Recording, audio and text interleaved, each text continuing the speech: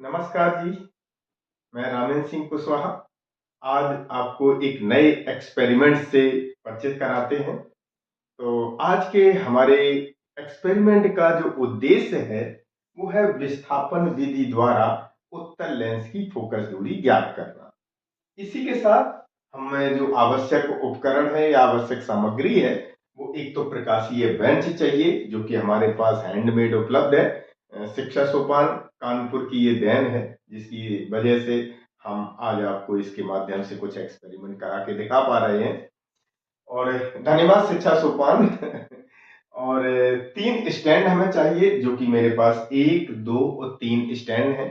इसी के साथ एक उत्तल लेंस चाहिए जो कि मेरा लगा हुआ है और 2 पिन चाहिए, एक ये पिन और एक वो पिन, 2 पिन चाहिए। इसमें जो सूत्र प्रयोग होगा वो सूत्र है F बराबर ए स्क्वायर माइनस डी स्क्वायर बटे 4a। जहां पर a क्या है और d क्या है लिख दिया है, लेकिन फिर भी यहां इस छोटे से चित्र के माध्यम से समझ लेते हैं कि हमें एक वस्तु पिन और एक प्रतिबिंब पिन हमें यहाँ पे दो हमें लगानी है। तो हमने अपने प्रकाशीय बेंच में उसे वस्तु पिन माना है और इसे प्रतिबिंब पिन मान लिया है। ठीक है। अब इन दोनों पिनों के बीच की दूरी स्मॉल a से प्रदर्शित होती है और ये दूरी हम कितनी रखते हैं इसके लिए हम आपको एक अनुमान से बता रहे हैं कि जैसे मान लो ये पर्दा है और इस पर्दे पर इस उत्तल लेंस के माध्यम से हम एक प्रतिबिंब जो है एक बिंदु पर फोकस करते हैं। ये जो दूरी है लेंस और पर्दे के बीच की दूरी ये लगभग 20 सेंटीमीटर के लगभग होगी, ऐसा हम मान के चलते हैं। तो हमें इन दोनों पिनों के जो बीच की दूरी है, दोनों पिनों के बीच की जो दूरी है वो इनकी जो औसत फोकस दूरी है जो एक अनुमान से हमने 20 सेंटीमीटर निकाली है, तो 20 सेंटीमीटर के 4 गुने से अधिक। तो 20 का 4 गुना 80 हो गया। तो 80 सेंटीमीटर से अधिक हमें दूरी रखनी होती है इन दो पिनों के बीच की, जो कि हमने इस समय रख ली है इनके बीच में 90 सेंटीमीटर। तो ये ए हो गई है। क्लियर।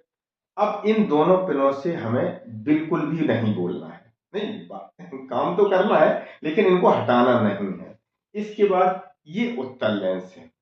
इस उत्तल लेंस को पहले हम किसी एक पिन के समीप लाते हैं और लाने के बाद उस वस्तु पिन का उल्टा प्रतिबिंब इस प्रतिबिंब पिन पर बनाते हैं, इस हिसाब से कि इनके बीच में कोई लंबन ना रहे। तो ये लेंस की हो गई पहली स्थिति। फिर हम इसी लेंस को उठा करके दूसरे पिन की तरफ ले जाते हैं। फिर वही काम करते हैं कि हमें इस पर प्रतिबिंब बनाना होता है और यदि हम ऐसा कर लेते हैं तो हमें लेंस की दोनों स्थितियां पता चल जाती हैं और उसके बाद फिर हम इनकी रीडिंग लिख लेते हैं। तो अभी चूंकि हमने एक बार इसको सेट करके और रीडिंग नोट कर ली है, तो पहले हमने क्या किया कि पहले हमने इसको 41 सेंटीमीटर पर रखा है। 41 सेंटीमीटर। तो जब 41 सेंटीमीटर पर हमने रख लिया तो हम देखते हैं वस्तु पिन के प्रतिबिंब और प्रतिबिंब पिन के बीच कोई लंबन नहीं है। तो हमने वस्तु पिन की स्थिति 100 जो कि रखा है, प्रतिबिंब पिन की स्थिति 10 जो कि रख लिया है, लेंस की पहली स्थिति 41 सेंटीमीटर हमने रख लिया है। अब हमें लेंस की स्थिति को बदलना है और लेंस की स्थिति को बदलना है तो जो कि हम इससे पहले सेट कर चुके हैं, तो हमने क्या किया कि इसको एक निश्चित दूरी पर रख के और हम देखते हैं वस्तु पिन के प्रतिबिंब और प्रतिबिंब पिन के बीच कोई लंबन नहीं है। अब नोट करनी है। तो इस पिन की स्थिति है 66, प्रतिबिंब पिन की स्थिति। अब ये 66 मिल गया। तो अब हमने क्या किया कि ए और सी मतलब वस्तु पिन की स्थिति और प्रतिबिंब पिन की स्थिति का जो अंतर है निकाल लिया 90 और लेंस की दोनों स्थितियों का अंतर निकाल लिया 25। फिर हमने क्या किया, अब आप यहां पे देख सकते हैं कि हमने बिल्कुल कोने में एक कैलकुलेशन की है। तो सूत्र F बराबर ए स्क्वायर माइनस डी स्क्वायर बटे 4a से हमने कैलकुलेट किया है और फोकस दूरी आई है 20.8 सेंटीमीटर। अब जब 20.8 सेंटीमीटर आ गई है फोकस दूरी, अब ये एक रीडिंग हुई है। इसी प्रकार से हमें मिनिमम 3 रीडिंग और लेनी है। तो हम क्या करेंगे तीनों में कि दोनों पिनों के बीच की जो दूरी है उसको हम 4 गुने से अधिक रखते हुए हम थोड़ी सी दूरी बढ़ा लेते हैं, बढ़ाएंगे। फिर लेंस की दो स्थितियां हम पता करेंगे, तो फिर हम फिर हम फोकस दूरी निकालेंगे। इस प्रकार से अगर हमने टोटल 3 रीडिंग की हैं तो 3 फोकस दूरी निकलेंगी। 3 फोकस दूरी को हम जोड़ करके 3 का भाग दे देंगे तो हमें औसत फोकस दूरी मिल जाएगी।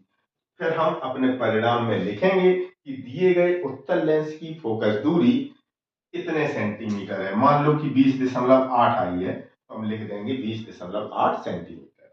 इसी के साथ हमें सावधानियां लिखनी है। तो सावधानियां में आप ध्यान रखें कि पिन जो है, जो हम ये पिन प्रयोग कर रहे हैं, ये पिन नुकीली होनी चाहिए, चमकीली होनी चाहिए। ये पहली बात है। दूसरी बात सावधानी क्या बरतनी है आपको कि इन पिनों की, दोनों पिन और लेंस के सेंटर की जो एक्सिस है जिसे हम मुख्य अक्ष कहते हैं, ये मुख्य अक्ष पर ही तीनों की, दोनों पिनों की नोकें होनी चाहिए और लेंस का सेंटर, या सीधा कि तीनों जो है ये जो प्रकाशिक बेंच है इसके समानांतर रहनी चाहिए। इसी के और अगली हम लिखेंगे कि दोनों पिनों के बीच की दूरी जो औसत फोकस दूरी है उसके 4 गुने से अधिक दूरी पर रखी होनी चाहिए। लेंस साफ सुथरा होना चाहिए। इस प्रकार से हम सावधानियां लिखते हैं और इसी के साथ हमारा ये एक्सपेरिमेंट पूरा हुआ। तो निश्चित रूप से आपको सीखने का एक बेहतरीन अवसर है। आप सीखें, आगे बढ़ें। धन्यवाद।